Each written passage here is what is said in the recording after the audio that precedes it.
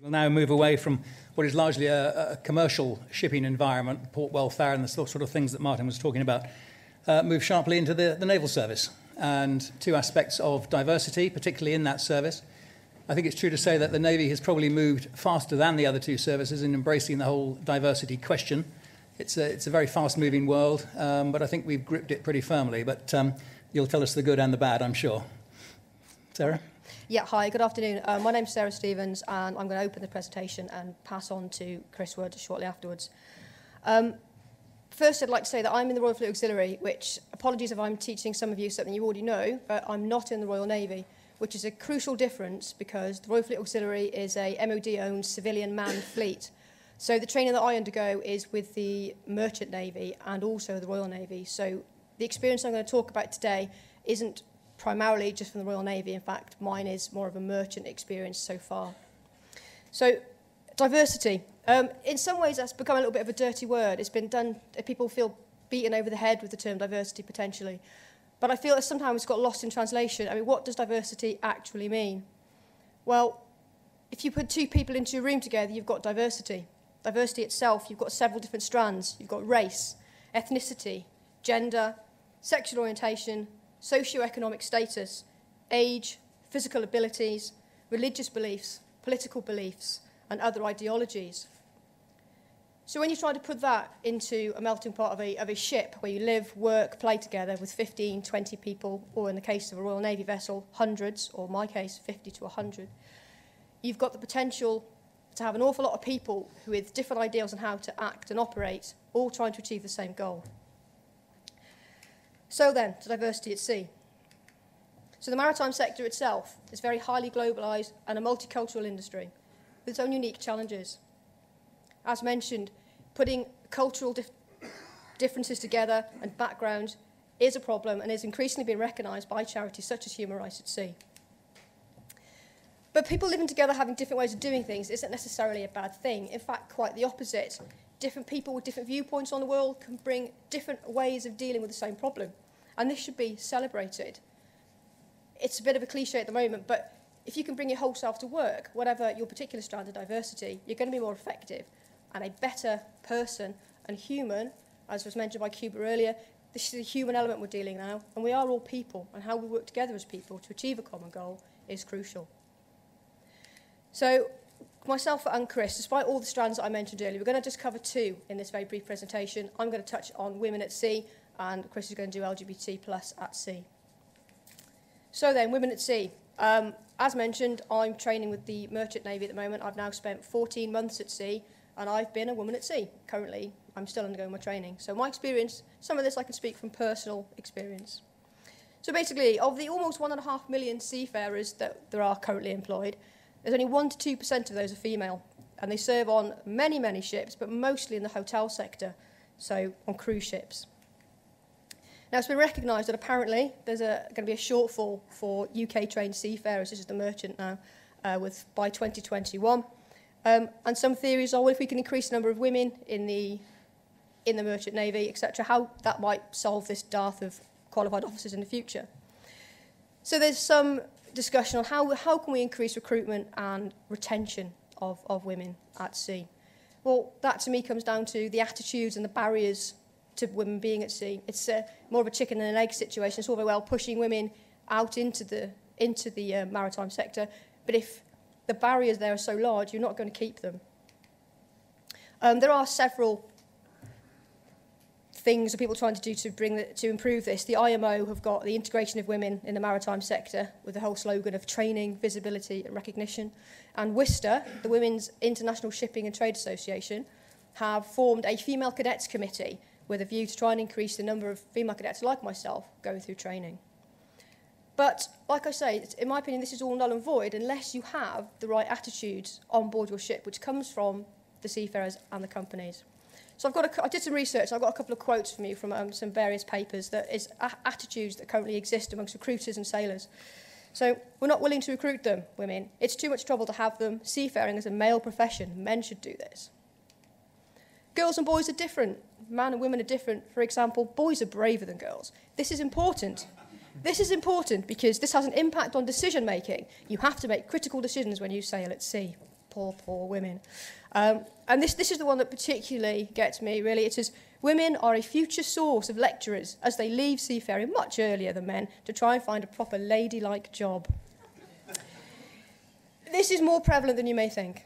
And on the diversity, women will struggle to be able to perform effectively in their job if they are constantly being told they shouldn't be here, this isn't for them. Sexual harassment. In the UK, in the Naval Service, there's lots and lots of policies and procedures in place to protect from this, and yet it still happens, particularly so on multicultural, different national shipping companies. This is an example from one of my friends who was sailing with a multinational crew.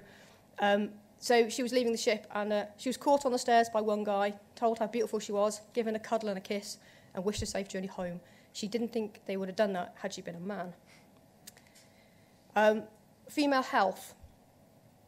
Diversity, respecting the people you work with. One of my colleagues had spent 5 months on a vessel as the only female, and she was... I make no apologies for potentially being a little bit crude here, because this is a fact that people who work in the maritime industry need to be aware. Lack of health provision for female seafarers is a big problem. So my colleague was the only female on board, and she didn't know what to do with her sanitary waste. So rather than face the embarrassment, perceived or not, of having to go and ask, she would sneak out at night and throw them off the side of the ship, rather than deal with the fact that she should, by rights, have been provided disposal facilities for her sanitary waste. This was highlighted in a health study, a women's health study that was released by the ITF last year. Role models, I'm going to have to speed up because Chris is here. There's a serious lack of positive female role models in the maritime industry. I've never sailed with a female captain. I've never met one, a seafaring one, that is. And it's very difficult to be something that you can't see, or to ask people for guidance and help if you have no one there that you can get that from. There is a list of references here. Should you wish them, I'm sure they're available. But I'm going to hand over to Chris. Thank you very much. Okay, so very, very quickly, I'm going to talk about LGBT. So it's going to start off, first of all, with actually what LGBT stands for. So we've got lesbian, gay, bisexual, and those three together are a person's sexual orientation. Then there's an extra letter added on T for transgender, and that's talking about gender identity. So they are separate things, but very often it just gets blobbed together as LGBT as a phrase. So that's actually what it stands for, saying the words out loud. Lesbian, gay, bisexual, transgender. So we know that LGBT people have served in the maritime industry for centuries and centuries, and through history, it's sort of well documented that these people exist. But what we have to do now is as an industry, as a sector, is to recognise those people exist. Very often they've been hidden in past and history, and if we can acknowledge they exist, then we can start to understand what the needs of that community might be. And noting from what Sarah says about how diverse the maritime sector is, especially on board ships, and people from all corners of the globe working together, all with very different beliefs and ideologies. So very quickly, Ban Ki-moon, UN Sec General, talked about ending marginalisation and exclusion of LGBT people as a human rights priority. So they haven't got a sustainable development goal like they have for gender at the UN level, but he has said that basically this underpins everything really as well. So in effect, that's my 18th sustainable development goal really. Which is great at the UN level. When he made that announcement, there's an announcement, came out, a joint statement from 12 UN entities, including the ILO, the International Labour Organization, on ending violence and discrimination against people, LGBT people. The IMO were not part of that 12, and unfortunately, the IMO, at the moment, they have strategies for gender, etc., as Sarah's alluded to, but there's nothing on LGBT at all. If you go onto their website, you can type in LGBT, gay, homosexual, lesbian, transgender, any other word similar you can think of you may have heard in the street, and everything will come up, pretty much guaranteed, as in nil returns found. So there's absolutely nothing at all at that very top level. So I would suggest what we're perhaps missing is a very top-level strategy or plan for LGBT sort of welfare and support in the maritime sector. Okay, so now I've said we need one. Is there a need for one? Okay, in over 76 countries in the world, same-sex relations are illegal, ranging from being put in prison to being to capital punishment, really. The maritime sector does work globally. We have people from these countries all working together. We also take our ships and we go around and we visit a lot of these countries as well. So we've got, again, a duty of care to our people when we go into foreign ports. And what I'm very pleased to hear is that LGBT people are people. They are human beings. Everybody has a base level of human rights that shouldn't be violated and should have the dignity. So LGBT people do experience the same issues as others, but they may have difficulty in accessing the welfare and support that others have. That could be healthcare because they do not wish to disclose some of their sexual orientation to others. It could be relationship breakdown where they have a same-sex relationship and they feel they can't access an organisation because they may be perceived to not support same-sex relations, etc. So that's a very real experience, and that's where welfare organisations need to be very obviously outward-facing and say we support everybody, including you, to make that message very clear. People may also experience issues of abuse as a consequence of being LGBT as well. So that's discrimination, that's bullying, harassment, banter in inverted commas, and that can be from being ostracised to being excluded from the team, etc. That can be blackmailed, that can be sexual violence, and that could be rape and ultimately death. And in my 16 years in the Royal Navy, stand fast, death, but everything else I've experienced and seen happen with my colleagues, from blackmail, etc. And this is in the early days, obviously, before Commodore Barry did his job in promoting diversity in the Navy.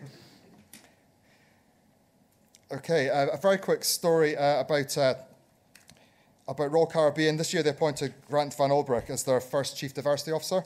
I don't know if you saw the news release, but he was a US Navy veteran. Worked in the cruise, moved to the cruise ship sector, and he worked with a Serbian who's a work colleague who was very anti-LGBT. Grant was a gay man, and at the end of the contract, he rushed up to the Serbian. He may have given him a cuddle and a kiss, I'm not quite sure, and said, you know, it's been great to understand more about your culture and you as a person, etc. And the Serbian went, "You've got the easy job. I've now got to go back to Serbia where everyone hates LGBT people and tell them actually you're a human being and you're all right and you're quite nice." And that was the biggest job for him. So the awareness we get from working with other people can be a really positive effect. That's what for LGBT is for everybody, by the way. It's professionals, guests, refugees, etc. So human rights apply to all. Okay. There is some positive news. RMT, I know there's a rep here today, and Nautilus both marched at London Parade, the London Pride Parade, which is positive and outward expression. Various companies have got LGBT inclusive policies and training material in place, but it's a bit sort of patchy across the sector and across the globe, really. And some have employee support networks. Our network is Compass Network, which I'm proud to co-chair. And you'll see in your pack, you've got one of our education kind of an awareness posters, our little gingerbread sailor and gingerbread Royal Marine, because the Royal Marines don't get upset if you forget them sometimes. So the things we can do, this is what we said, these are important things. Provide meaningful diversity awareness training for all your staff and effective inclusive leadership interventions. That's for managers, officers, that's for cadets as well in the maritime colleges. And that's to be across the maritime sector. Make sure you've got an inclusive working culture, an environment where everyone is accepted, everyone is respected, and everyone is valued. Only once you do that, as Sarah alluded to, people will then be confident and comfortable to bring their whole selves to work, contribute fully, give you 100%, which is good for your outputs, and it's very positive for them. The other thing, encourage visible role models demonstrating the maritime sector is welcoming to all. So you need people out there as role models to say, actually, come and join us because we're a great place. You can be yourself and we support you fully and offer you great progression opportunities. And then there's another opportunity as well in addressing the sea blindness that we have certainly in the UK, and I'm sure that's international as well. When you're doing that, you don't have to do diversity stuff as a silo. You can double these things up. So when you're doing initiatives on addressing sea blindness, use diverse people with interesting stories because a human story is fantastic for capturing people's interest. Thank you very much.